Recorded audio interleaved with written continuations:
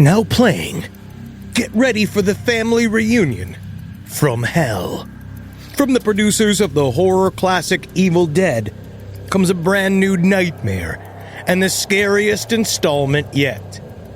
After her husband's mysterious passing, a widow seeks comfort with her in-laws in their secluded cabin in the woods.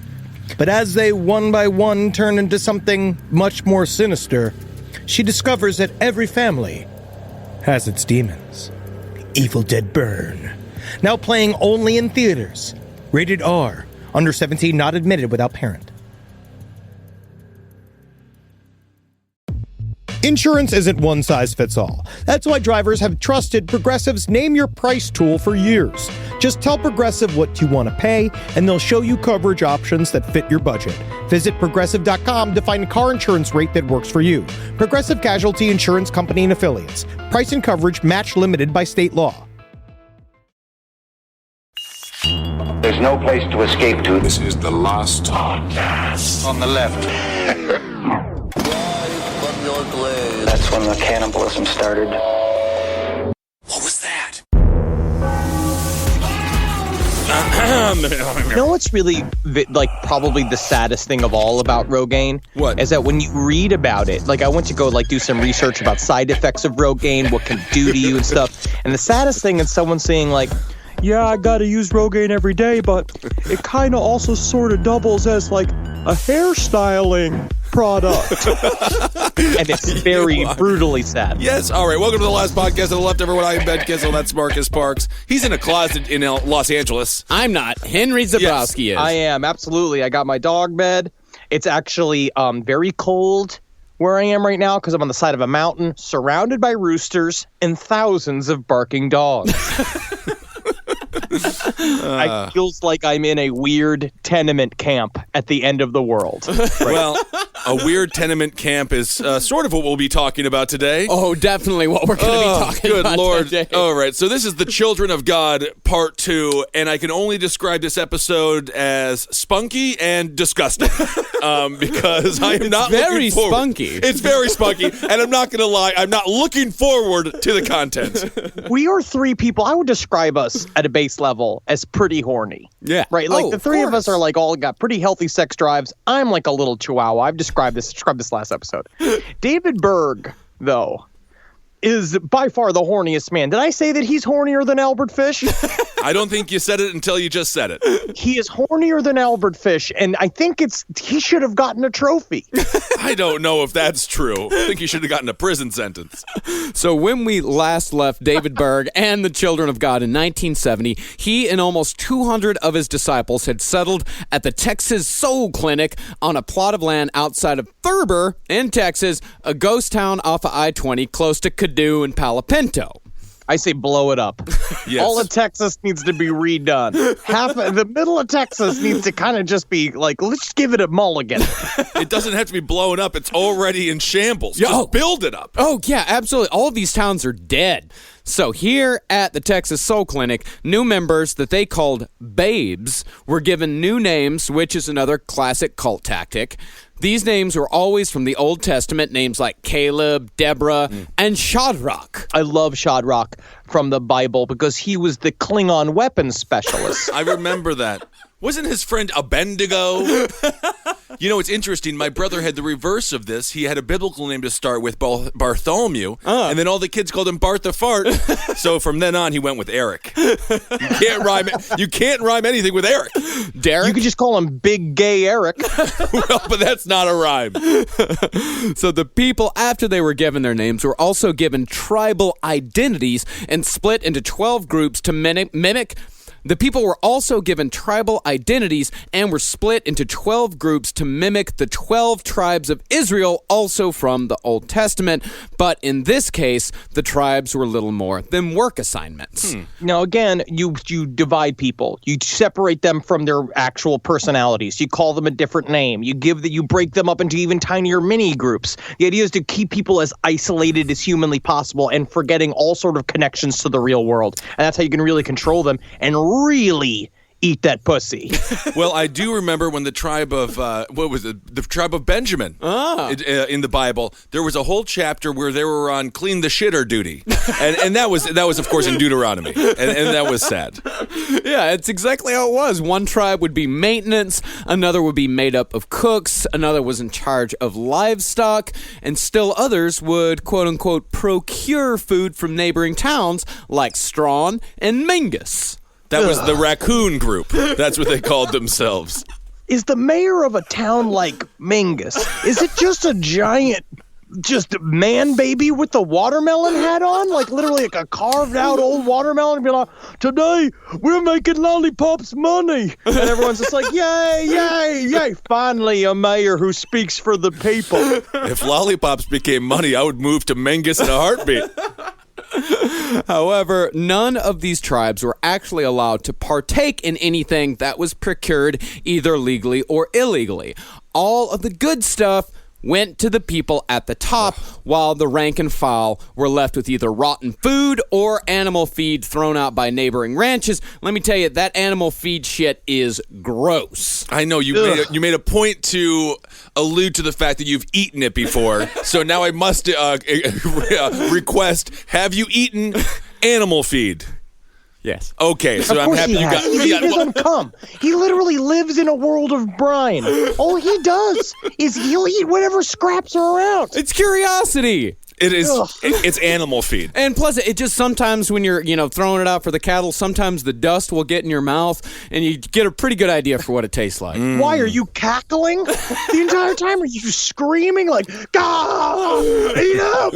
Everybody eat up! It's dinner time!" Like a fucking psychopath? Yeah, and no. And like I said, like when you're a kid, the slang term for some of the cattle pellets that you give them, cake is the slang term. Yeah. So when you're a kid, it's like, oh, it's called cake. Let's see if it tastes like cake. It don't taste like cake. Yeah, because why would they give cows food that tastes like cake? It doesn't make any sense. It's not their birthday. If I was a farmer, all my cows would be eating cupcakes by Melissa all day long. Ooh, what kind of beef would that make? Ooh, that would be good. Anyway, we got to get back to the children of God here. I can't think about cake beef. Ooh, God, that's good.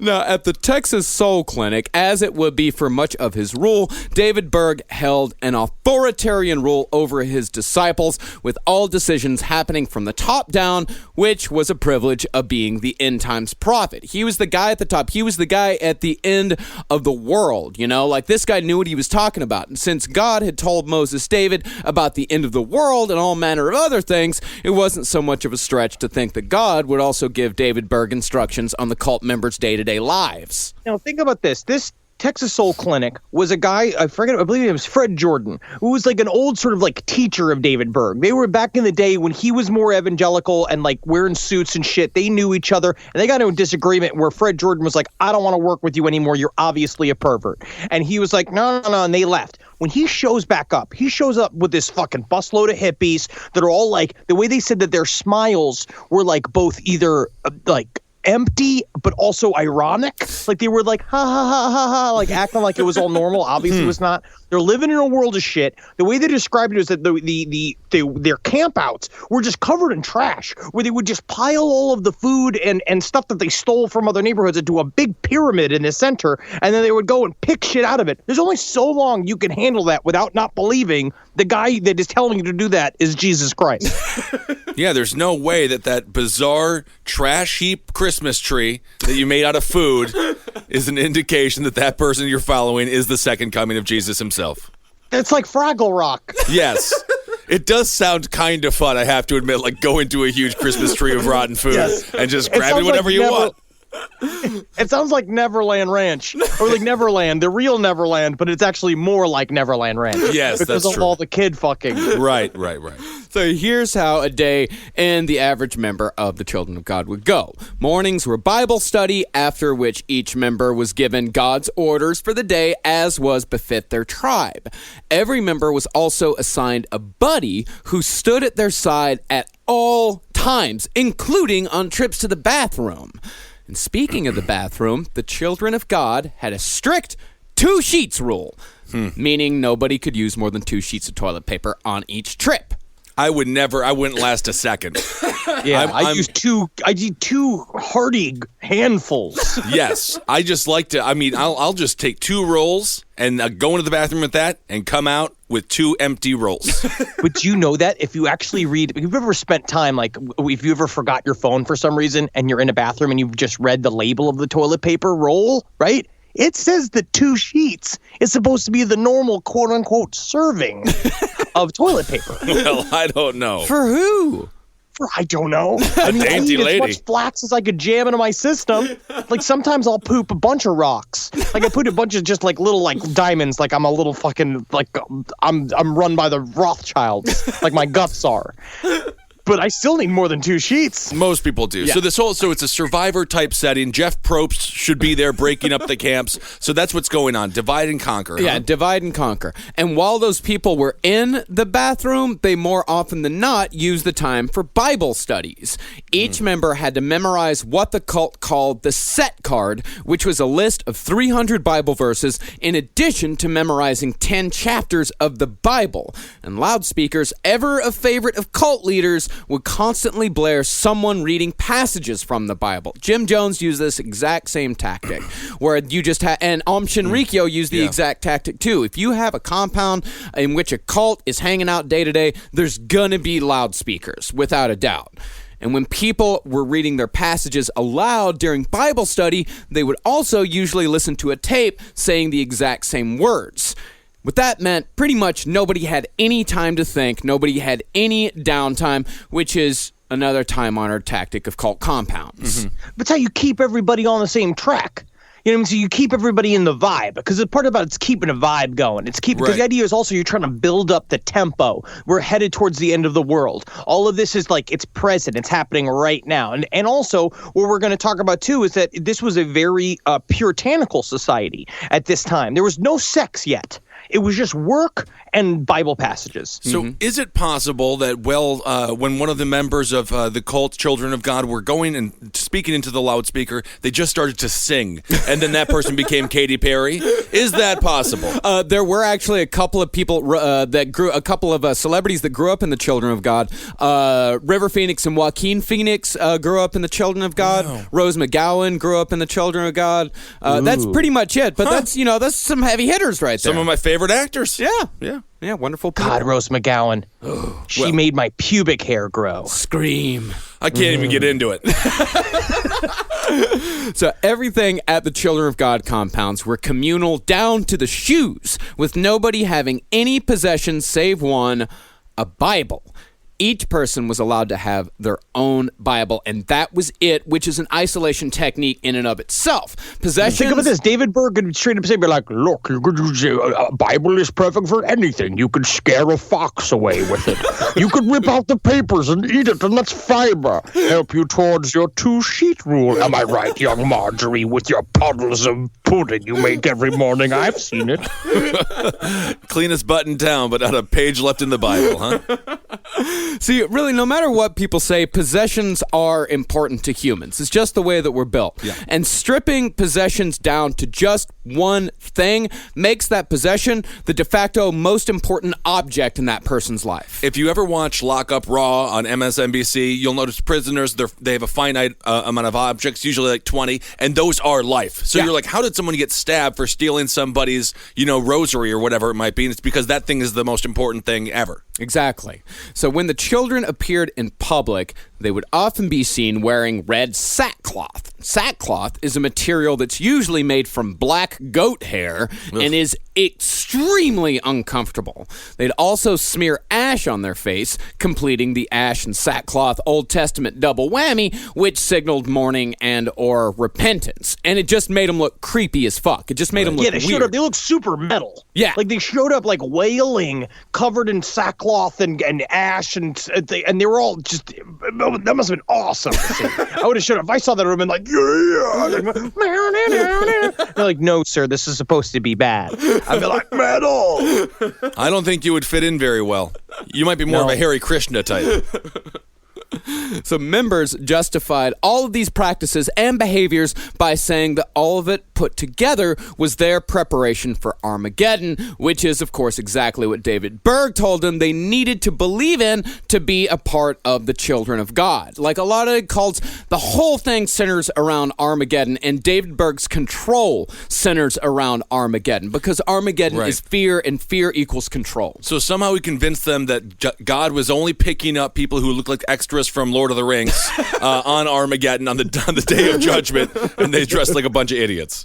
What I found really interesting when we were reading the book that we've been reading right now, which is called Jesus Freaks, and a part of it equates the idea of the original apocalypse fantasy that was written into the first Old Testament version of the Bible. And the whole point was to make the Jewish slaves feel better about the fact that the world was going to end soon. Don't worry. Mm-hmm. You don't need to fight the powers that be, because you'll be out of here soon. Mm-hmm. And really, for a lot of people, the whole Revelation thing, the whole end of the world thing, the 144,000, a lot of that stuff is a 20th century invention. Most of that stuff people didn't take that shit seriously for a very long time until there was a book, I can't remember what it's called. It's called The End of All Things or something like that. It was written by one of those evangelical assholes. Right. It became extremely popular. It was one of the best-selling books of the decade. And that's really when that really apocalyptic beliefs and when people realized that those apocalyptic beliefs could be used to their advantage, that's when that really started. It was in the middle part of the 20th century. Yeah, the Dr. James Dobson crowd. And my mother was a huge believer in Armageddon, which was a wonderful relief for me, because I didn't have to go to school often. Because I would be like, I'm tired. She'd be like, the world could end on Tuesday. Yeah. Why go to school on Monday? Yeah. And was your mom's favorite song that Armageddon song by Aerosmith? We had an entire sermon on Aerosmith because there's that lyric Steven Tyler talks about not seeing God's way. What's the name of that one song that he did? I can't. Ragdoll? Not Ragdoll. Back in the saddle.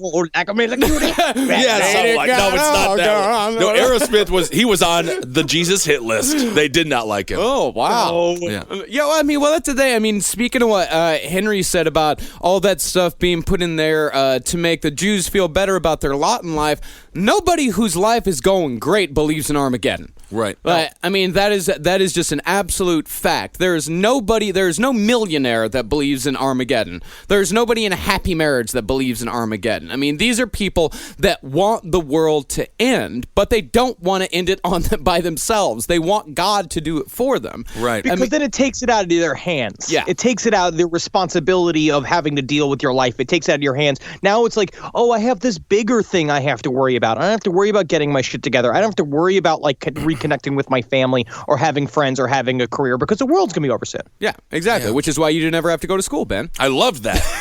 If I had one really, really strong arm and one really weak arm, I'd cover my strong arm and then I'd release the cover and I'd say it's Armageddon. What? I don't know, but if I was an arm wrestler, that's what my nickname would be, Armageddon. I thought you were talking about just masturbation or something. No, not masturbation. What is wrong with you? You always go the blue route. I'm talking about a physical sport here. I am sorry, but I imagine the copyright on Armageddon in the arm wrestling world has to have been taken already. If it hasn't, I'm taking it. Well, about these cult members, about their general attitude, one father who lost a child to the cult, he described the members as having a, quote, depressing sameness. And that was by design by David Berg. But, despite all of this strict behavior, or possibly because of it, the children of God actually managed to snag a semi-famous rock musician, Jeremy Spencer, one of the original guitarists for Fleetwood Mac, who played on their first 4 albums, left the band in 1971 for the Children of God, and remains a member in good standing to this day. And he was the only member of Fleetwood Mac to not have sex with Stevie Nicks. True! And that's amazing. That is amazing. But he is the first one to try cocaine up his asshole. Which he taught to Stevie. You definitely need more than 2 sheets if you do that. But this is what's interesting here is that the music was a lot of how they got people involved in the cult. Because Aaron Berg, David Berg's son, also did the same shit where he would play. They would go and meet hippies by him playing guitar and being like, so you want to learn to rock like Jesus Christ? And but he had this big, poofy hair that they called like a halo, but it sounds like a Jufro. Which is kind of a halo in a way. He kind of looked like a skinny version of the lead singer MC5. Okay. Yes. Not bad. Yeah, music is huge in these situations. Oh, yeah, it's gigantic. You know, I mean, and it's kind of the same thing again, like Om Shinrikyo. They used anime. They used the types of thing. They always use the types of media that attracts the types of people that they want. Right. Om Shinrikyo, they used anime and manga to attract pretty much nerds, you know, people that were kind of social outcasts. And the Children of God, they used music. They used like popular types of music to bring in. They were trying to get hippies. That's hippie bait. Right. Yeah, that's total hippie bait. Now, as I said before, every bit of this came from David Berg himself, who ruled the Children of God with a terrible temper, usually blasted out of his mind on wine. He was a mean drunk. And he was always drunk. In fact, most of the sermons he gave at the Texas Soul Clinic were just drunk ramblings. You just get wasted, sit down in front of a bunch of people, and just ramble for a couple hours. Yeah, because it's true. Because we say right here, there's two different kinds of sermons at the TSC. One for the rank and file, for all the plebes, and then one for the central members, like his core group that were around David Berg, the only people that would hang out with him on a day-to-day basis. And basically, they would say his weird sermons was that you'd go have dinner with him and he'd have already had like 3 or 4 bottles of wine and he would just do these weird like kind of top of his head stream of consciousness shit up. Just making shit up. Basically he just did what James Gandolfini did on his final night. Just got trashed off of wine. I love James Gandolfini, great actor. But now that you mentioned Christian music, I can't stop thinking of DC Talk and Carmen. And actually, I do want to say, you know, we mentioned the book Jesus Freak earlier. Yeah. There are 2 books named Jesus Freak. One, the awesome one about the Children of God, and one super lame one that's written by DC Talk. I'm sure it is. I had to listen to DC Talk on a regular basis. That's why I don't like music today. Yeah, and those sermons that David Berg would give, the rank and file ones, those would be really not necessarily anti-sex, but very restrictive of sex. He would tell them that sex was something to be saved for marriage. Lower members, they weren't even allowed to hold each other's hands. They couldn't even kiss before marriage. But if you were in the inner circle, especially if you were David Berg's children, sex was what the Children of God was all about. Why did he say it was going to be spunky and disgusting at the start of the show? Oh, here's why. Can you imagine if Santa was horny all the time? And that part of the thing is that when Santa came down to give you presents, is that his penis was all hard, and that he just was like, you would have to come down and be like, Santa, I'm sorry. Like if kids that were awake, they said that's why you had to be asleep on Christmas Eve, because if not, Santa would go down on you. Kind of a horny Krampus story, huh? That's David Berg. Wow. See, the Berg family, they had always been extremely fucked up. But now that David had reached the status of end-time prophet, he could get away with pretty much whatever he wanted. Because think about this, is that when he was just wearing a suit, just doing regular preacher bits, he was doing the rub downs on his daughter to get her go to sleep at night. Yeah, he was masturbating his daughter from the age of like 9. Yeah, this is the man who had sexual fantasies about his mother on a regular basis and all that stuff. Yeah, absolutely. Yeah, and he'd also been having, incestuous relationships with one of his kids by this point. But when Children of God came around and when he became the end times prophet, this is pretty much when you see when a person does something like that, when you have such a disgusting incestuous pedophile, this is what happens when that person gets to do whatever they want. When they get the license to take all of their fantasies and actually realize them. Yeah, but that's when Michael Jackson made Thriller. You know, like he just created a cult that went nowhere. Two sides of the same coin. It's like, what do you do? It's like, yes, fantastic dance album, and you're probably the best it's ever been, King of Pop. Just leave Macaulay Culkin alone. Now he's made a pizza band. He made a band about pizza, which I don't know if goes back to Pizzagate. The Pizza Underground. It was all Velvet Underground songs, but he replaced a lot of the words with pizza. Macaulay Culkin did that? Yeah, it was great. He's still my favorite. God, I love him. Everything he's ever done. He was molested into that band. He was not. Was. Pizza? No, there's nothing wrong with pizza. Pizza's all dirty now, thanks to hashtag Pizzagate. Yeah.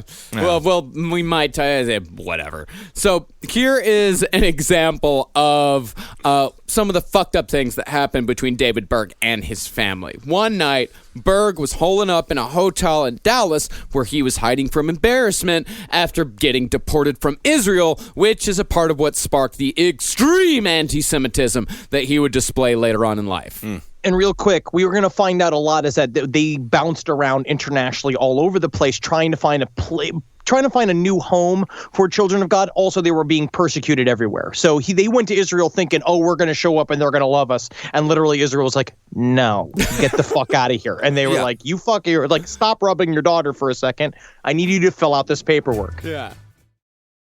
Call me a squirrel, 'cause I'm covered in acorns. That's right. So many people are focused on where their money is today. And Acorns is the financial wellness app that cares about where your money is going tomorrow. Let Acorns work for you. You put acorns in the ground and you're gonna get trees tomorrow. That's right, investments. And with the Acorns potential screen, you could find out what your money is capable of. I always do that. I'm like, I want to invest in something that I like. Let's say cheeseburgers. Okay? That's kind of hard to do. Acorns will help you find a cheeseburger that is right for you. So sign up now, and Acorns will boost your new account with a $5 bonus investment. Wow! Join the over 14 million all-time customers who have already saved and invested over $27 billion with Acorns. Head to acorns.com/left or download the Acorns app to get started. Paid non-client endorsement. Compensation provides incentive to positively promote Acorns. Tier 2 compensation provided. Potential subject to various factors such as customers' accounts, age, and investment settings. Does not include Acorns fees. Results do not predict or represent the performance of any Acorns portfolio. Investment results will vary. Investing involves risk. Acorns Advisors, LLC, an SEC registered investment advisor. View important disclosures at acorns.com/left. All right, I know what you're thinking. I like to go banking, but I don't want to give to these big old banks all the time that cater to the 1%. Well, go ahead and get yourself hooked up with Chime. It's banking built for you, not just those rich jerks. And they got thousands of fee-free ATMs because why pay to get your own money? Chime is working for you, man. You get your Chime card, you're going to get travel perks, you're going to get into airport lounges, you're going to get those chicken thighs. You know, every time I go to an airport lounge, I get chicken thighs. And you know what I say whenever I see a plate of chicken thighs? Give me more.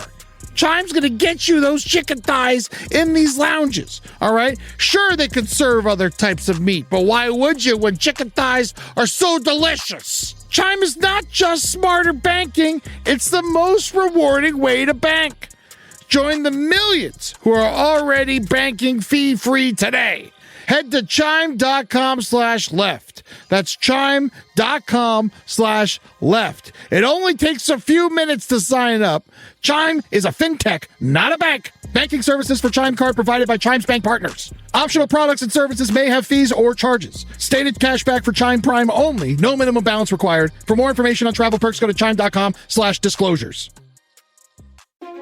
It's obvious we love true crime, but it does make us feel a little paranoid about what's out there, as it should. And that's why it's so important to get a home security system that gives you peace of mind. With Simply Safe, you can stop crimes before they even start using their AI-powered cameras to identify threats on your property and alert US-based live agents to take action. Like arriving in a helicopter in the night, coming down from the helicopter, zipping down and breaking through the windows with their big axes, and going through the house, ripping through the walls, finding the criminals. It's easy to do. Simply Safe has been a game changer for us. And the best part, there's no long-term contract. We've used it since the very early days of Simply Safe here at LPN, and it keeps us safe, doesn't it? It keeps all of our thoughts inside the building. Then there's the ones we let out because they have to go out because that's a part of it. But Simply Safe keeps the other thoughts safe. And for that, we say thank you, Simply Safe. And we want you to experience the same peace of mind as we, which is why we've partnered with Simply Safe to offer an exclusive discount to all of our listeners. Right now, you can get 50% off your new system by visiting simplysafe.com/LPOTL. That's half off at simplysafe.com/LPOTL. There's no safe like Simply Safe.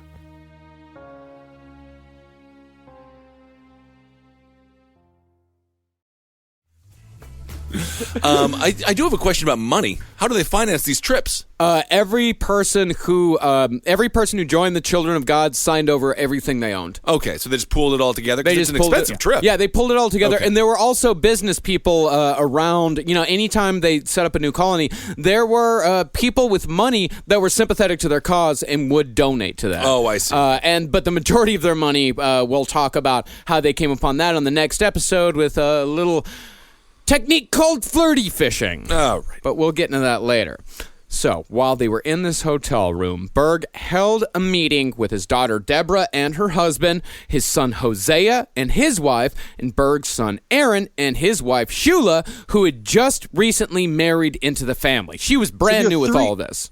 So these are 3 children of his and their spouses. Yeah, exactly. And after the meeting was adjourned, Berg, stripped naked, took out a bottle of wine and said that it was time for a, quote, sharing party. I hope everybody enjoyed the meeting. I hope we wrote all the notes down as we got the composition books out. Did I see everyone close them? That's wonderful to see. I love you. I still want to remember how good you kids did in school. I'm so happy with how classes went today. Now, everybody, it's time to see Daddy's penis. This is absolutely disgusting. Yeah, sharing parties. They were family orgies. Although in the beginning there was no swapping involved, it was pretty much just a naked father who looked like Santa Claus walking around a hotel room watching his grown children fuck their spouses on mattresses on the floor. Look what I'm doing, Aaron. I'm jumping in between your legs. It's like a military exercise.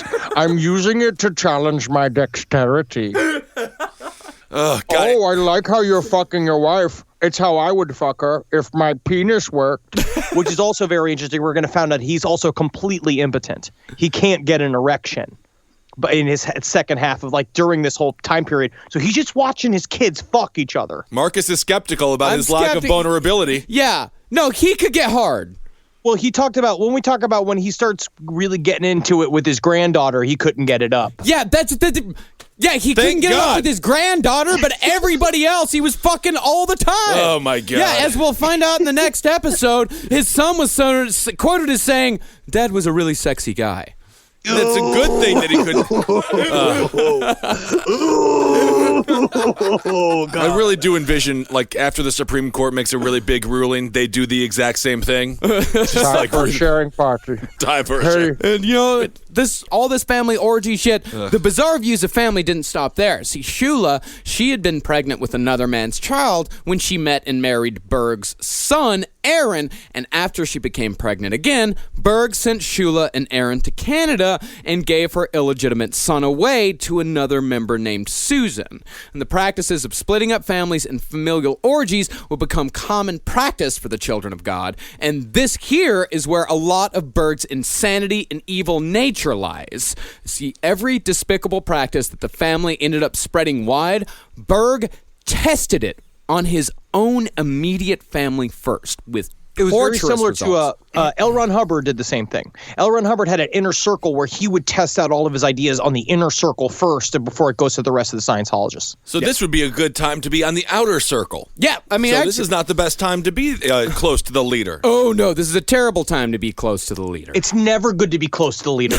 Never be close to the leader because you're being used as a pawn. The whole point is to see how far he can go with you and then see you're just testing ground. So it's like his failures are even worse than his successes. No, you want to be close to the leader. You get the good food. You get the good drink. I mean, other than these orgies, apparently. I mean, there were some people in the Children of God cult that had been a part of it for decades that never had any real idea that any of this shit was going on. I mean, there were some news stories that were coming out here and there, but they weren't really affected by it. They had heard about it, but they were also being told the whole time that it was just lies. lies. So not everybody that was a part of the Children of God cult was involved in the gigantic pile-up fuck orgy. Berg, as far as the fuck orgy went, he would even have sex with his son's wives, using it as a game to play them against each other, promoting one son for letting Berg have sex with his wife, then demoting another until Berg wanted to fuck that son's wife again later on, which, not surprisingly, ended very badly. Yeah, I want to vomit. That's the whole thing. Makes me want to vomit. Sexy. If you are hard, I guess you're allowed to be because this is America, and I can't tell you to not be hard.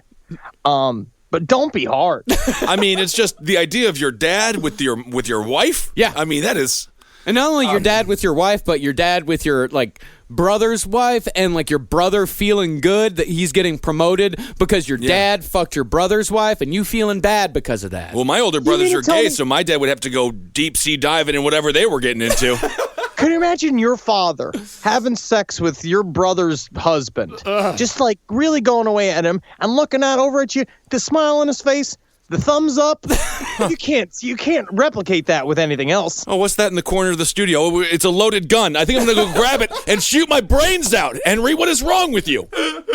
Good God. See, all this sexual promiscuity, it wouldn't really be a part of the official church doctrine for a while to come. At this point, publicly, Berg was just dipping his toe into polygamy. And Think about how long the nail was on that toe. And I don't want the analogy. Dipping into... Yeah, the dipping the toe in analogy is extra disgusting given the context. May I put my toe in you? You do it. It's for God. Come on, let me try it. It's kind of fun. It's like your penis. It's like my toe is a little pencil, and your butthole is a little pencil holder. So you just want to put the toe in? Yeah. All right. This is a catamaran. So by 1970, Berg had shipped off his first wife, whom he referred to as the old wine. Very classy. Which is actually that's the better wine. You want an old wine. Yeah, you do want an old wine. And he kept Karen Zerby by his side. Karen Zerby, if you remember from the first episode, was his new wife. He referred to her as the new wine. Ugh. And he also referred to them as Old Church and New Church. I would have called her Mad Dog 2020. It's really like David Berg sort of reminds me of a manager I had at Borders in Tallahassee, who was this big fat guy that was like rumored to be a swinger. He wore nothing but pewter rings, and he thought he was like the boss. He just thought he was like the most romantic, slick dude with women. And the way he talked about it, because also the way he talked about Shula, the way he wrote in his journal about Shula was like, I went and I kissed Shula behind the barn. I think she's into me. And then, like, calling your ex-girl, your older wife, the old wine. You need the old wine in order to make the new wine. And also you need new wine to get some life into the old wine, because sometimes that old wine acts like a real bitch. Oh, my God. Well, I wish they would have stomped his balls like they were grapes and he would have peed a little wine himself. This guy's a pervert. Oh, he's the worst. See, all this old wine, new wine shit, it was announced to the entire congregation in the first of the infamous Mo letters. And the Mo letters were a series of rambling newsletters that Berg wrote himself, written with paragraphs numbered like passages from the Bible to give people that little bit of subtle familiarity. And definitely, when you have Mo letters, you certainly have Mo problems. You did that joke? Thank you. You felt comfortable doing that? I'm sitting on a dog bed. I was about to say, it seemed like you were sitting on that Mo letters joke for like a couple weeks now. Couple weeks. Wow. Pulled it out of his pocket. Look at that. Sitting on this dog bed, having a good time. Got a couple of blankets to prop me up. That's good. Yeah. Mo problems indeed. Now, the style of writing in these Mo letters, it was that goofy, quote, that far-out hippie style that uses dumb words like heavy all the time and just had a shitload of exclamation points everywhere. For example, this is Berg's first Mo letter. This is a little excerpt from Berg's first Mo letter. If you'll even take a look at Bible history, you will make the shocking discovery that most of God's greats had oodles of wives, women, mistresses, harlots, and what have you! Yeah, there's a big exclamation point on the end of that. And what have you? Oodles of wives, you say? And what have you? Oodles of wives. Wow. Oodles. I don't like to say the word oodles because it sounds like like gross, and there's nothing gross about a wife. I would call them more like poodles, because I think poodles are adorable, and I wish I could stick my toe in one. Poodles of wives. Now, like all good cult leaders who are masters of nudging people along, polygamy was just the first step on the road to the children of God becoming a full-blown fuck cult. And naturally, parents who lost their kids to this lifestyle didn't take kindly to it. No way. Shocking. They formed a group called FreeCog, or Free Our Children from the Children of God. And Thanks, Nancy. Great name, Nancy. Thank you. FreeCog. Like, I feel very strong about the name. It needs to sound like a thing that people could just kind of say. And FreeCog is a word that people can say. That is a word people can say. So this is when Ted Patrick, a.k.a. Black Lightning, comes into the picture.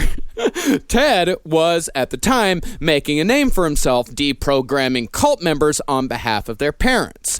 And Ted got the name Black Lightning, one, because he was black. Yeah. And Very appropriate. and two, because the first step of his deprogramming program was to kidnap members off the street by bundling them into a car and whisking them away to an undisclosed location. And this Sounds was vaguely illegal. It was sounds extremely illegal. It was a textbook unlawful kidnapping because these were adults. right. Like- And this was the Netflix documentary I referenced on the last show. Yeah, deprogrammed. It's pretty solid. Now, Ted Patrick's theory was that you had to start the whole thing, the whole deprogramming process, with a shock to throw the members off balance. A physical shock, saying that the kidnapping part of it was essential to the whole process because the whole thing has to be extremely traumatic. The first thing I do is I show up as Tony the Tiger, right? I'm dressed up full of the Tony the Tiger. They see me and they're laughing and stuff because I'm going, they were great. And I take a bag, right? And I put a bag over their head, right? And the first thing I do is I bonk them back and forth with a couple of paddles so they get really confused. Then I spin them around 3 or 4 times. Then I dump in a bunch of cream corn using a gigantic crane I got. Really got to shock them out of it. Also, I got barrels of this cream corn that I got to let go of. So you say you witnessed the kidnapping? Yeah, it looked like a Furby did it, or like a what do they call furries? A furry did it, I think. And then he made him into human cereal. Well, of course, I mean, Ted Patrick ended up going to jail for kidnapping eventually. Saving lives. And, sometimes he fucked up the kids way worse than if the parents would have just left him alone. But you know what? His heart was in the right place. He's a total character. Yeah.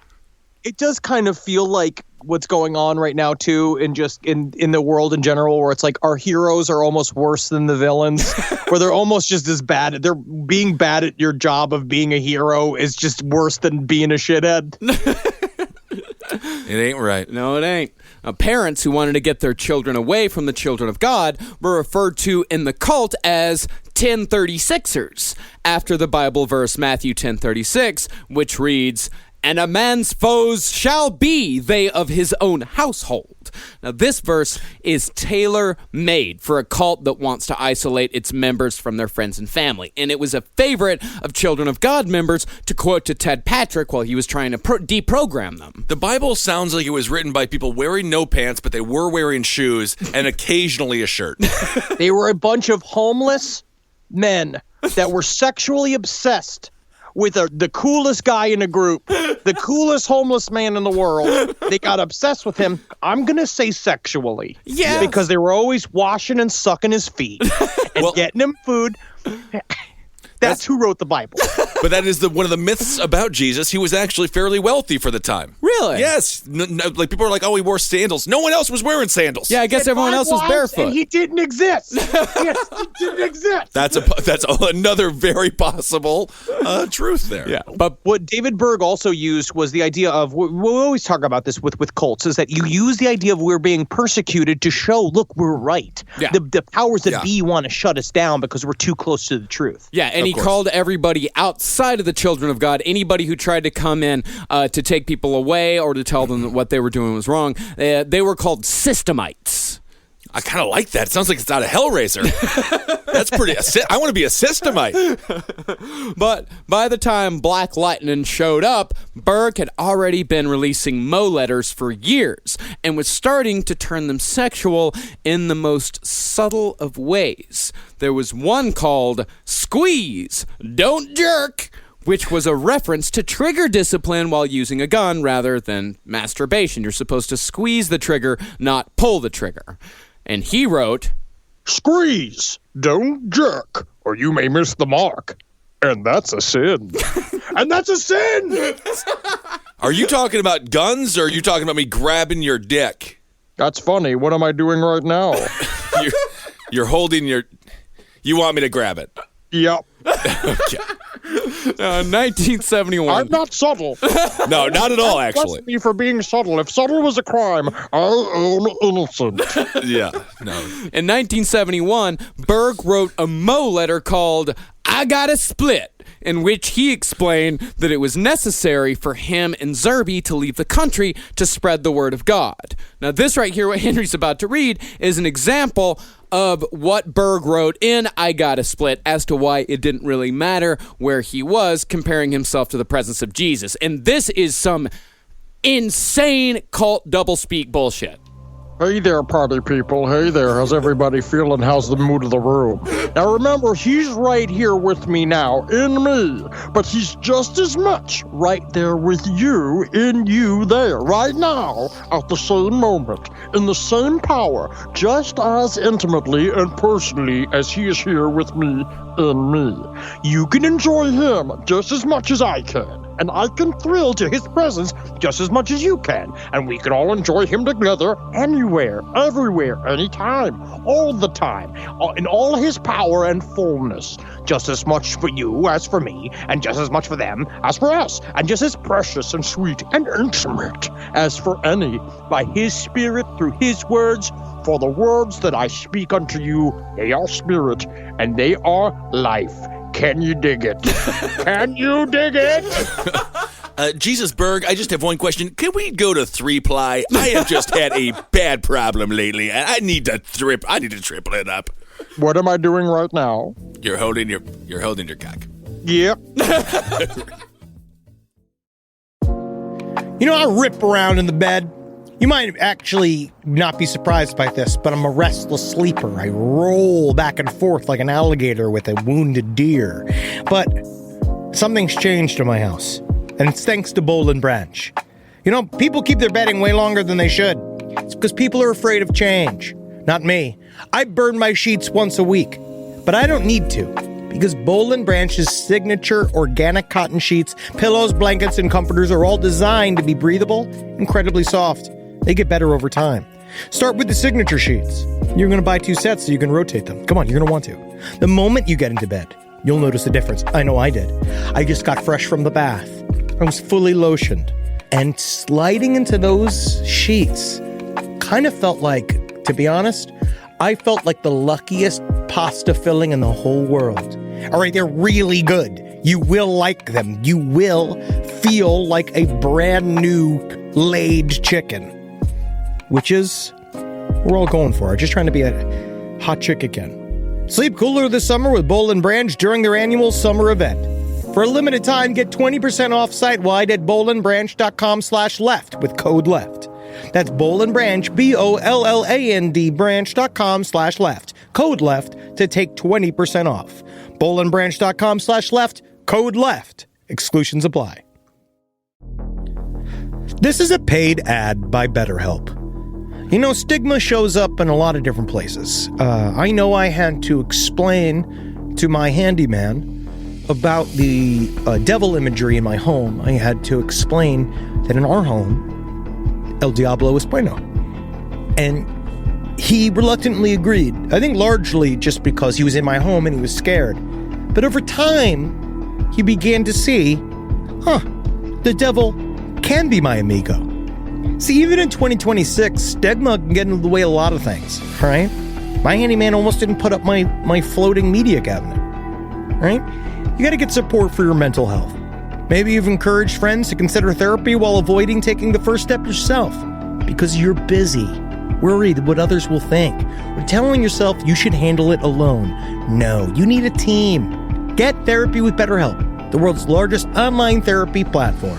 Give me a space to slow down and talk through what's building before it feels unmanageable. So let's take a short questionnaire to identify your needs and preferences, and BetterHelp will handle the initial therapist matching work for you.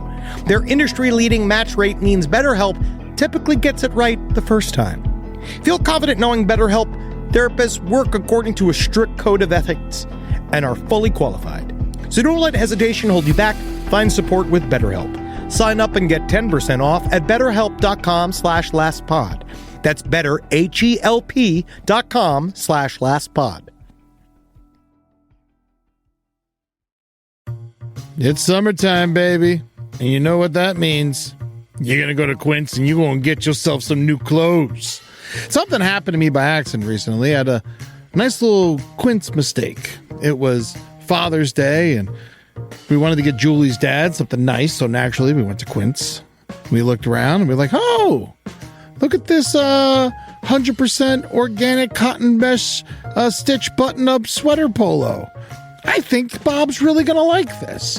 So we get it, and we buy it, and then you know what happened? A little fudge, a little mistake. Accidentally sent it to our house instead of Bob's house. Julie's like, oh, I'll just get a refund from Quince, and we'll mail Bob another one. I was like, oh, okay, that sounds nice. But, maybe I should just see it first. She pulls it out. I was like, whoa, look at that. It's like a button-down polo with nice little holes in it. It's breathable. It's not bad. I think I'm going to wear this to Jazz Fest this weekend. Wore it to Jazz Fest. Got 3 comments. One was by a lady. Not bad, Quince. So get your hiney over to quince.com and treat yourself good and feel good. Look good this summer. Make your summer wardrobe easier. Go to quince.com/last for free shipping on your order and 365-day returns. Now available in Canada, too. It gets hot up there.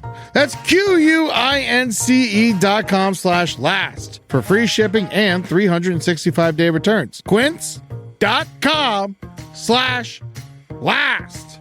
Look like a prince in your Quince, you jerks. You know what's also interesting? Another quote that David Berg used to use all the time? To the pure, everything is pure. Yeah, which pretty much meant that they could do. They can do whatever they want, and they're fine. Yeah. It's the Christian way of saying, David Berg managed to find in the Bible multiple passages which pretty much translate to "do as thou wilt" is the whole of the law. Yeah, because the Bible is a horoscope of ideas. You can do whatever you want with the Bible. You can make it seem like they were filling out pages. They were just been like, oh man, I wonder how this is going to end. They were just clickety-clacking, keeping themselves busy. That's it. So from that moment forward, after he wrote, I Gotta Split, Berg carefully chose which members of the cult he interacted with, and if that member wasn't a part of the inner circle, if it was just a rank and file, it was almost guaranteed that if Berg brought him in, he was just looking for a new fuck doll. I see. Berg would only communicate to the lower level members from that point forward through his Mo letters, which he declared in 1972 to be, quote, the very voice of God himself. It sounds like this, and it is a beautiful voice. It is a beautiful voice. Man, Mo letters, Mo problems. Thank you. That's what I'd say. Thank you. I'm copywriting that, by the way. Oh, you copyright that? Yep, I'm copywriting that. I will. I'm going to do that and put it on shirts. It's my brand. It's my new thing. It's how I'm ending everything from now on. That's a good idea. Yeah, and he said that these Mo letters, that they were on the level of the Bible. And at the end of the day, really, the children of God, they're kind of like a mixture of the Manson cult and the Mormons. See, both the children of God and the Mormons encouraged polygamy, and both attached writers to existing biblical materials to make Christianity their own thing while still being familiar. But Berg took it way further than the Mormons and started encouraging wife swapping and orgies in Mo letters, such as revolutionary sex, revolutionary lovemaking, love light, and the goddesses. Huh. They all sound like reality television shows now. As a matter of fact, there is a show called Wife Swap, and I'm pretty sure Berg is the executive producer. So Berg wrote that masturbation in public should be allowed, saying, quote, in the Western culture, it has been made a taboo. This has made public nudity or public sexual activity not only considered sinful, but they've also passed laws to make it even illegal when, as far as God's laws are concerned, these things are not unlawful at all. I remember that when Jesus spoke on the mountain about publicly jerking it. You know you could jerk off, right? Anytime Guys, you why aren't we want. jerking off? Guys, hey, guys. That's right. You jerk off. Hey, Paul, Thomas, guys, jerk each other off, huh? This is fun. Having fun. Sort of the deleted scenes of the Last Supper was when they all jerked off one by one. Yeah, when the 12 disciples all played Ookie Cookie. That's right. Oh, yeah. Why You is know the that they bread played so Ookie good tonight? Chala. They played Ookie Chala like 97 times. You know that they did that all the time. That's how they they were just wandering around the desert. Not so unleavened anymore.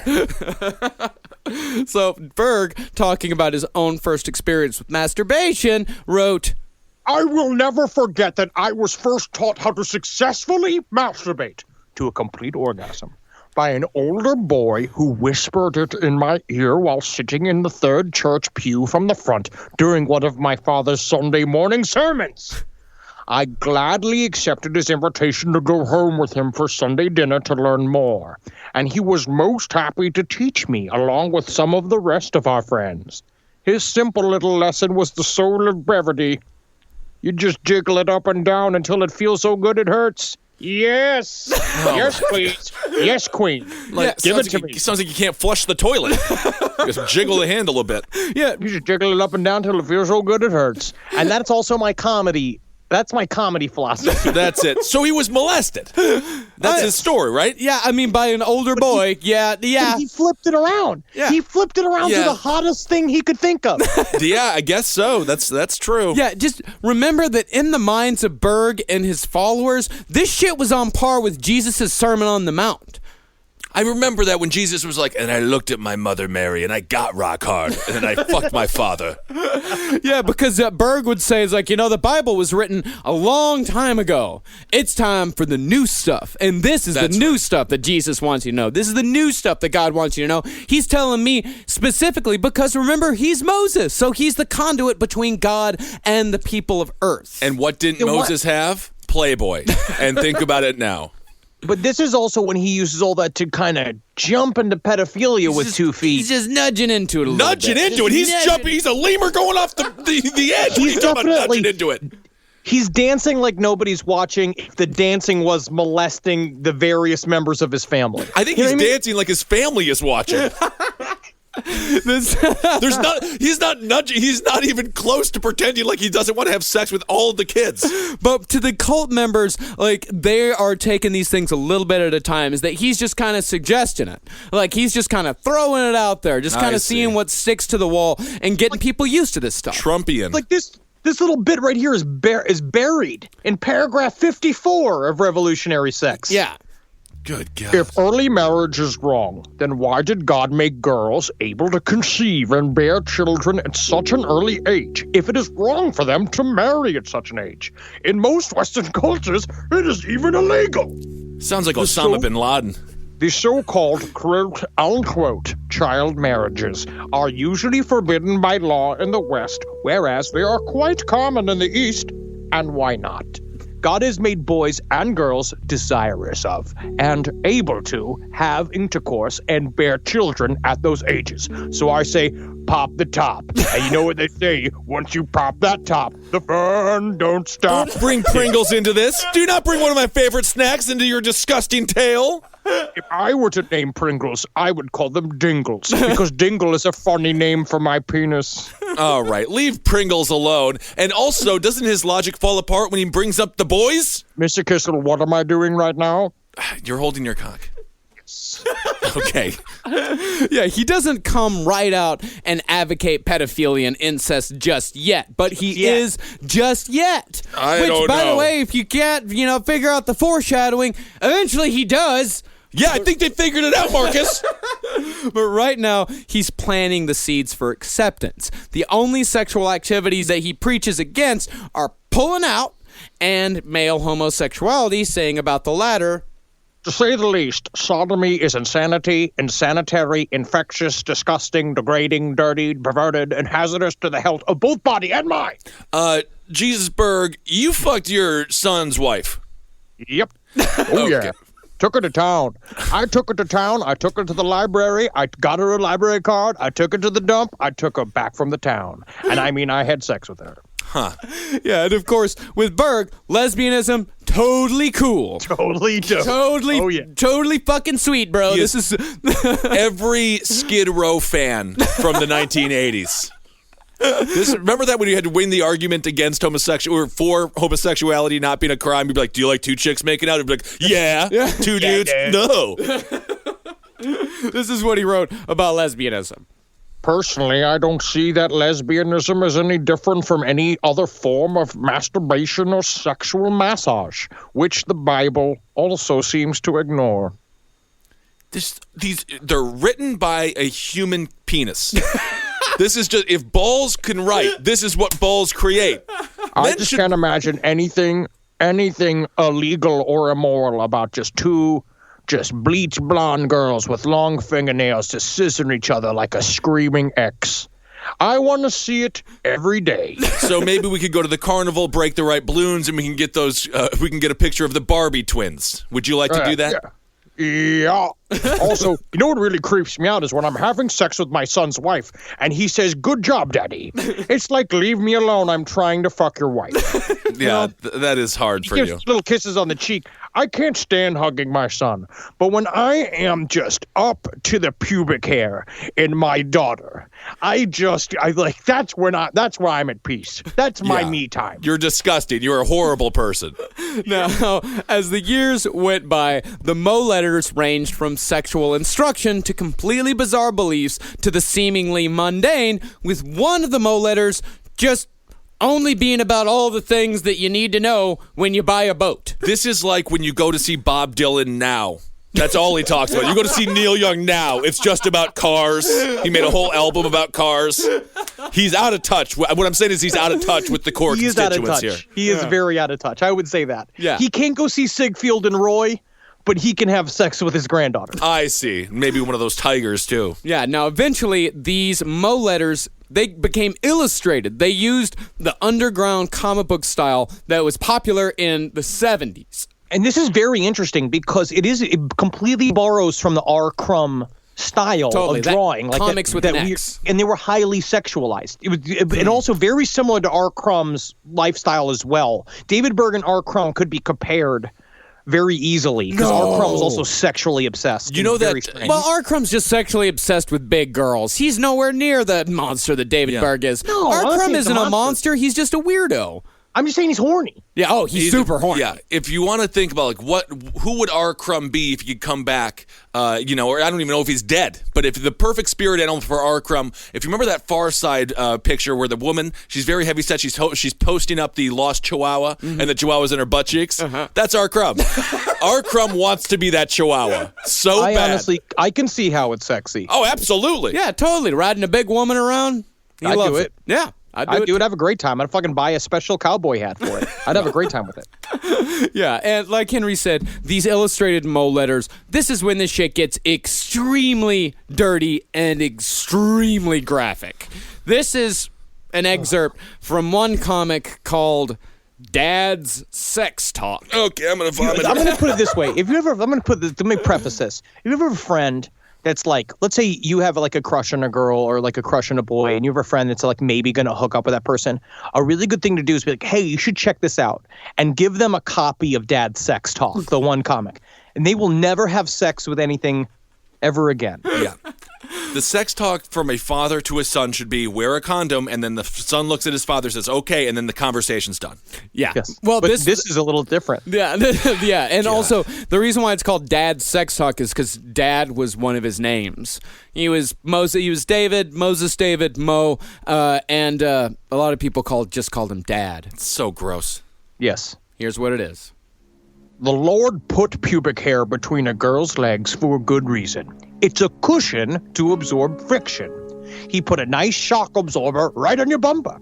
Now, some girls let that beard grow so long that it's almost impossible to find an opening in the undergrowth.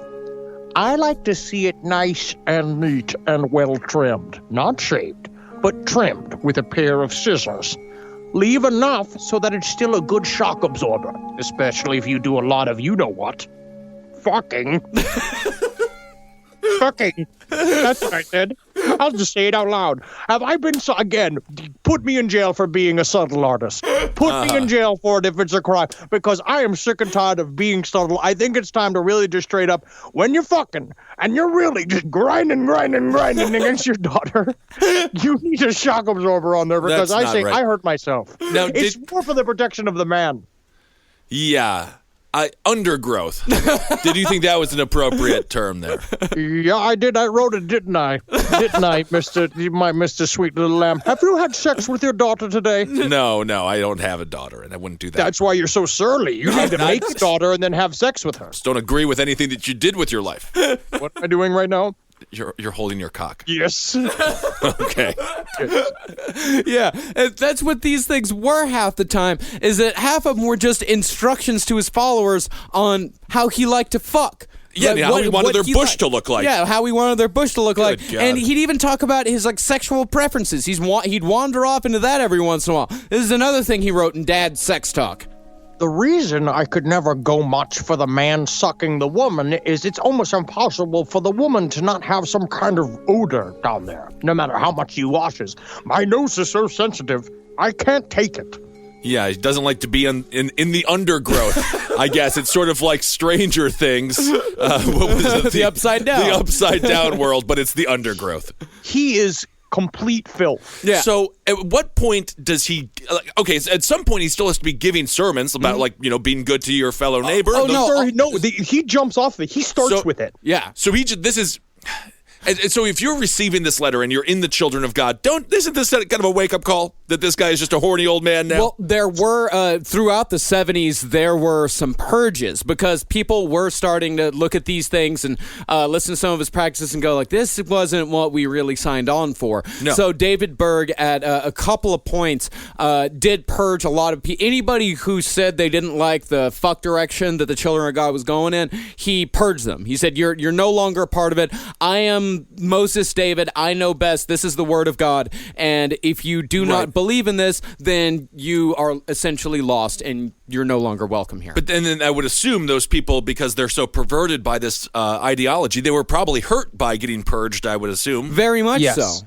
Right. People, think about it. You gave up your whole life. You gave up your whole life. You gave up all your possessions. You gave up a bunch of your familial connections, your friends. You gave up everything to be there. You now have a whole community there. Your kids are there being raised by 3 different people. A lot of times you don't know who the father is of your kids or the father, like where they are. So you're trapped in there a little bit. Well, that wouldn't be the case for me because we would just be like, who's the 6'7" kid? Oh, that's my kid. Yeah, I can't. I'm sorry. I can't get out of paying child support on that monster. But I will say the one good thing is that he did let them go. It wasn't like Om Shinrikyo where they just got shot in the head. Yeah, he did let them go, but he gave them the same sort of speech that Scientologists give to people when they want to leave the cult. They ask them the most terrifying question, which is, are you ready to leave everything that you've ever known? So, with these comic book characters, after all the sex talk came, it started getting even weirder because he was now able to illustrate characters. Now he was able to create his own little universe. Characters like the Aborigine Hong Kong Goolagong. I will refrain. Thank you. Very good, Henry Zabrowski. Now, Berg said that Goolagong was an Australian Aboriginal hitchhiking demon who attacked Christian missionaries who were trying to bring Jesus to Aboriginal people. And the name Goolagong came to Berg during a coughing fit where, quote, every cough was a word and every word was shaped like a nipple with all the nerves running up to the nipple. How drunk are you right now? Yep. It's more like, is the world spinning? Like, stop this rock, I need to get off of it. You know what I'm saying? It's just like, I'm holding onto the floor, but it's like, it's hard to get off the floor. You know what I'm saying? Oh, God, has this been my granddaughter this whole time? Oh, fuck. Rough days.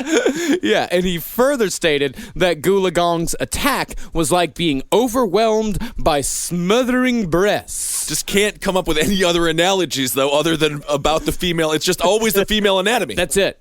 And Berg, and later his wife, Zerby, wrote about spirit helpers, who were either religious or mythical figures or dead celebrities who would guide Christians in spiritual warfare. The Children of God team of spirit helpers included Elvis, Merlin, Frosty the Snowman, George Burns, Rasputin, Arthur Ashe, the deceased tennis player, Yes. and Richard Nixon. Quite a team of rivals there. An eclectic group, I guess, to say the least. But also in the world of chaos magic, that's how you would do that as well. You would use those pantheon. images Yeah, but to build your rituals. I wouldn't necessarily trust Frosty the Snowman with No? protecting me in the other realms. Yeah, well, Karen Zerby would actually write letters from these people saying that these people had contacted her from beyond the grave and had dictated letters to her. And she would write a whole letter that she said that Arthur Ashe had dictated to her in a dream and would present it as fact. And then Nixon What was did like, Frosty the Snowman write? he doesn't got no hands. Doesn't he have sticks for hands? I sure hope they made the whole world a refrigerator by now, because that's how I could be president. Yeah, he just put together the concert he wanted to see. Elvis headlining, Birds emceeing, Nixon just happy with the show. Yeah, Berg also wrote about the literal heaven, which the Children of God believed was a space city called Space City. That It needs a name. It needs a name. Clever. That's lame. I'm surprised he didn't describe it as a big tit. It's a giant city that you live on it, and it's like, and the bar and the convenience store and the grocery store are all on the nipples, because that's where I'm living. It's also where the apartment building is. It's right on the nipple, because that's the best part of the breast. I feel that the best part of the breast is the nipple. Jesus, Berg, I just need any analogy to describe the city that isn't anatomy related when it comes to women. Okay. The city is like a giant asshole. It's It's like a giant. maybe like a basketball. Is it a basketball, maybe? No, it's definitely not like a basketball. No. Definitely not. It's more like a Anything other than... Okay. pussy. Is it like a pussy? Anything Pussy's else? like a cavern. Yeah. What's round? What's round and big? Yeah. Thank you. What am I doing right now? You're holding your cock. Yes. Well, he said that this space city, it existed within a 1,500-mile long pyramid, which is kind of like a titty. Yeah. That was located inside the hollow moon. Full circle. Yeah. And when it was pointed out to Berg that a 1,500-mile-long pyramid could not physically fit inside of the moon, Berg... Why are you even bringing this shit up? Why you even correct him at this point? Like, why would you be like, I'm not sure. Not exactly an astrophysicist here, Dad, but I've been looking at the moon. Seems like it's a bit of a generous assumption. You could get a 1,500-mile pyramid in there. I don't mean to copy edit you. Does seem like a strange part to draw a line in the sand regarding that. Yeah, and Berg, using classic hollow moon logic, said about It's impossible for astronomers to obtain an accurate size of the moon because it's so far away. Brilliant. How are we supposed to get rulers there? How are we supposed to get titties there? The moon is at least 9 million titties wide. There's a mathematical formulation that they use to, really kind of decipher the size of the moon and those things. Are you some kind of astronomer? No, I'm just a normal person. Really interesting. It's interesting because it seems like only an astronomer would give me some kind of feedback like that, and you know for a fact that I hate astronomers unless they can all officially change their names to astronomers. I'll go with that. Again, what am I doing right now? You're holding your cock. Yes, every time. Every It's time. all I think about. I know. It seems to be the only thing you really hold. I never even... Have you had this rotten piece of grapefruit I found? It's all you're allowed to eat. I'll have it. Thank you. Very good. That's all you can have. I'm glad you appreciative. Yeah. Now, in one of the Mo letters written by Zerby, who took over when Berg was too sick and weak to write, she said that when a member of the family is masturbating or having sex, they were required to imagine that Jesus was actually having sex with them. And this wasn't just women, it was men too. Everyone had to imagine Jesus was fucking them. And if you're wondering about the whole sodomy thing that we mentioned earlier, they got around this by saying that men not only had to fantasize about Jesus fucking them, but they also had to fantasize about being women themselves. So if you are Jesus and every time you're summoned you have to go help the person who's summoning you, this is a terrible cult for you. He just has to go bone all these dudes. Yeah, in Zerby, she even gave a list of phrases that members could say while Jesus was fucking them, a few of which we will now share with you. Come, I'm here for you. I want you inside of me. Give me your seeds.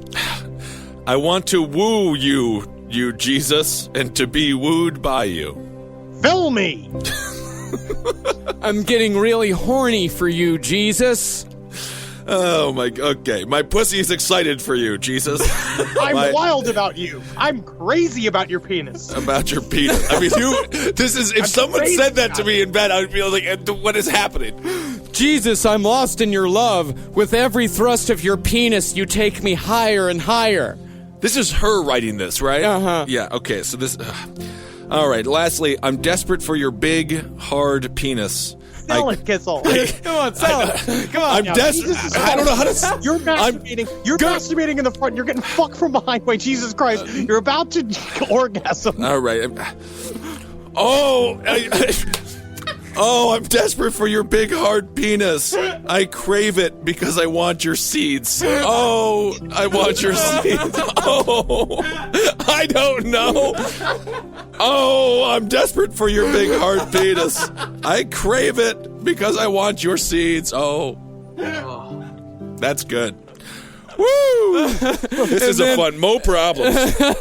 And then at the end of it all comes the thank you. Thank you for wanting me, for desiring me, for exciting me. Thank you for wanting to fuck me and becoming one with me and give me your seeds. And if you'd like to read the whole list, of which there are dozens and dozens of Jesus fuck phrases, go read the Mo letter where they're all listed, which is called Cool Tips for Hot Sex. Good. These people are something else. So by 1973, the Children of God had 2,400 full-time members in 140 colonies in 40 different countries. Hold on. They're growing? Oh, rapidly. This entire time, Yeah. they've been growing. Well, think about this. Think about how much fucking is happening. Yeah. They're having babies like crazy. What we're going to learn is they're going to manipulate their own numbers by explaining like, oh, we have so many people that are in the cult. But that's sort of the reason there's a practical side of the sex cult, which is we now are making our own members. We're making our own people that are now born into the cult. And when they're born into the cult, it's even harder for them to leave. Yeah, and they're even starting to absorb other Christian cults like Seattle's Jesus People Army. Seattle's Jesus People Army? Yeah. Oh, they're fun. Yeah. That sounds fun. Yeah, they would these other cults would come and check out the Children of God thing, and they'd say, like, wow, we've been doing this all wrong. Let's just throw in with this lot. And then suddenly the cult would gain 40, 50, 60 new members. Yeah, They were actually known as a predatory cult. Yeah. Like literally David Berg would as a group, he would show up to other Christian like groups, like Christian meetups and absorb them and be like, now you're us. You're a part of us now. Yeah. Kind of a Kirby the Love Bug or remember, not Kirby the Love Bug. Herbie the Love Bug. No, Kirby, the cloud that sucks everything up. You know, that's 2 weeks in a row that you've name-checked Kirby's Adventure. I love it. Yeah, why? Because It kind of looks like a little breast. Yeah. Oh, yeah, he kind of does. Wow. But 1973 also came with a tragedy as Aaron Berg, one of David's sons, suffering from major depression, spurred on presumably by his father's fucking of his wife and using it as a family power play, jumped off a goddamn mountain in Geneva and died. Yep, that'll do it. Yep. There's a lot of this. There's a lot of people moving towards suicide. A lot of people cult. and a lot of former members, like people who leave the cult, especially some of the younger kids. A lot of it ends in suicide. Well, that's actually very sad. But with this younger boy, if you are someone who talks people off of mountains from committing suicide, to stop them from committing suicide, I don't even think he would have anything to say to this guy. Be like, why do you want to do it? He's like, my father fucks my wife. He'd be like, jump. You got to jump. But as far as we know, Aaron's death didn't have too much of an effect on his father. Berg was way too into fucking at that point to really care, and in 1974, he would introduce the most famous of all Children of God recruiting methods, flirty fishing, which is where we will begin the conclusion of the Children of God next week. Whew, all right. Wow. I am so surprised that this entire time they've been making the snowball bigger. I thought this would be sort of the decline when they start going off into these sexual deviancies. God, no. But I guess it was working for him, I guess. It's too late by then. Now you already got the crew, and everyone's horny. Yeah. They don't just got the crew, they're adding to it. Yeah, and flirty fishing is when their membership truly explodes. Wow. All right. Yeah. Well, interesting stuff. We got to start flirty fishing for the podcast. Yeah. Yeah, well, We're all taken, which doesn't work for us, but we should just get like Travis to go do it. Yeah. We should get little Travis, our intern, to go out there and really start trying to bring in the dudes. Yeah, and his name is Titties already, so we're His good. name is not Titties. You guys just started calling him Titties, and he doesn't like it. It's very sensitive. Yeah. Well, thank you guys so much for listening. And let's talk about, let's see, we have some shows coming up we have to talk about? Yeah, we have some shows coming up. The next two shows that are on sale is you can go to cavecomedyradio.com/live and buy tickets for our early show in Portland and our early show in Boston. Seattle is sold out.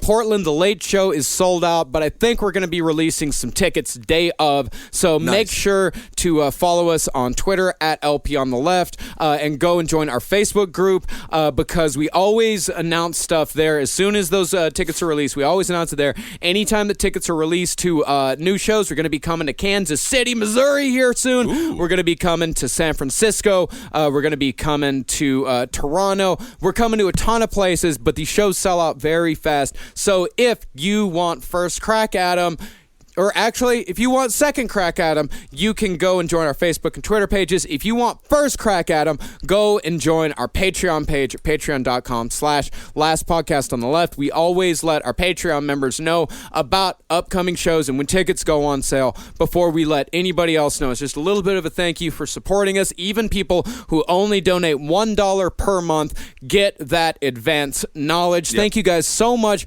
for everything that you've done. Of course, as we've been saying, Ben has been able to quit Fox News and is making all of his money just on Last Podcast. I'm doing the exact same thing, and we could not have done this shit without you guys. So thank you so much for supporting us. Thank you so much. We love it. It means a lot to us. It really does. We does. work very hard. And we have some exciting new, we can talk about the merch page. Absolutely. We opened up a brand new store, cavecomedyradiomerch.com, where right now we're just selling our logo shirt and our hail shirt. It's a lot easier than our old system. It's just an online store, and you're going to be getting them a lot faster than you used to get them. Everybody who's still waiting on shirts in our old system, Wendy is sending out the rest of them this week.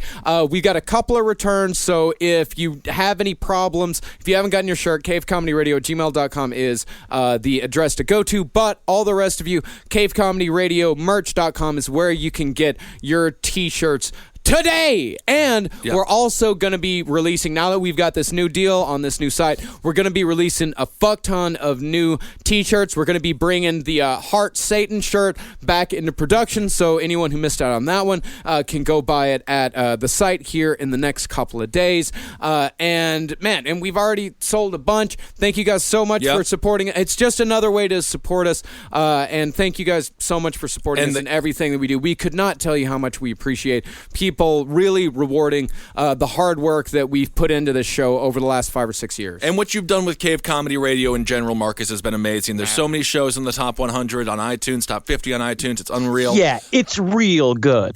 And I'm not being sarcastic. You sound like you're being sarcastic. Sound like you're being sarcastic. I'm not being sarcastic at all. I'm really proud of Marcus and how much work he's done. LA has changed you. No, it hasn't. LA has not made me different at all. You're different. So thank you so much for supporting Cave Comedy Radio. And many of the shows now will start having T-shirts and stuff like that. So there'll be an Ambligans Top Hat shirt coming out, a Roundtable shirt, I'm sure a Page 7 shirt. Yep, we're going to make a Don't Come At Me with that shirt. Don't Come At Me with that shirt. I'm very excited about. Possibly a Hakuna Mafuck-It. Maybe. That would be amazing. I'm going to be developing some shirts, and we'll see what kind of letters we get. That's what I'm excited for. That will be exciting. Oh, and this Friday, actually it would be tomorrow, Jackie Zabrowski is going to be sitting in for Ben on Last Stream on the Left. Yes. Which is going to be fun and weird, and we can't wait for it. That's at 7:30 at adultswim.com. And it's every single Friday on adultswim.com at 7:30 p.m. Eastern. Absolutely. So that'll be super exciting. Thank you so much for supporting all the shows. Again, Abe Lincoln's Top Hat for everything political. We've been crushing it, so thank you so much for your support. Roundtable of Gentlemen has been so fun. Mattress Gate, it's driving me nuts. It's real. It's not real. It's not a real thing. And I cannot wait on Roundtable to pull out the new book that Maria gave me. Oh, what is it? Garfield's Insults, Put-Downs, and Slams. Yeah. Yes, and those Garfield. are... Marcus, read a couple of slams. Team Garfield. Okay. Hey, Ben. Yeah. Hey, Ben, don't be self-conscious about your height. Save it for your face. Yeah. You fucking ugly. You're tall and ugly. You are a cartoon cat. I will not be insulted by you. Hey, Lurch, where's the rest of your family? You fucking dumb bitch cat. You're a fake cat. Hey, you're more than a tall person. You're also dumb, you piece of shit. You fucking idiot. All right. I don't think Garfield said that last one. Garfield, always on top. All right. Yeah, find Marcus Parks on Twitter at Marcus Parks. Henry's on Twitter at Henry Loves You, and Dr. Fantasty on Instagram. I'm on Instagram at Ben Kissel1. Don't know how to use it. Don't really look at it. But you can find me on Twitter. I try to really interact with people on that platform. You can find me there at Ben Kissel. Instagram, you can find all of us, all of Last Podcast Left, that LP on the left on Instagram, Twitter, and all that horseshit. Awesome. Hail Satan, everyone. Hail yourselves. And hail Geen. Hail me. And Magustalations. See. Feeling stuck with rising ad costs and flat results? Realize Taboola's advertising platform for businesses unlocks growth beyond search and social. Taboola's algorithm engages with high-intent users on the open web, accelerating their path to conversion. Powered by an AI model trained on over 500 billion monthly signals, Realize delivers smarter prospecting with privacy-safe targeting. The result? Higher conversion rates and scalable funnel at lower cost. To learn more, visit realize.com/podcast. You've tried melatonin, the white noise machine, the blackout curtains, the magnesium, and you're sleeping fine. Not great, just fine. At some point, you have to consider the 4-year-old pillow is doing more damage than the magnesium is fixing. Coop Sleep Goods is running a bundle sale July 9th through the 20th. The starter bundle is the move. 2 pillows plus a sheet set, 40% off. And we're not saying it'll fix everything. We're just saying you've tried everything else. Coop's pillows are adjustable, designed to fit how you sleep, not just tolerate it. Mix and match any 2 pillows at 25% off or go all in on the starter bundle. One real upgrade beats 6 mediocre ones. Head to coopsleepgoods.com/comedy. That's COOP sleepgoods.com/comedy for 40% off the starter bundle and 25% off all other bundles.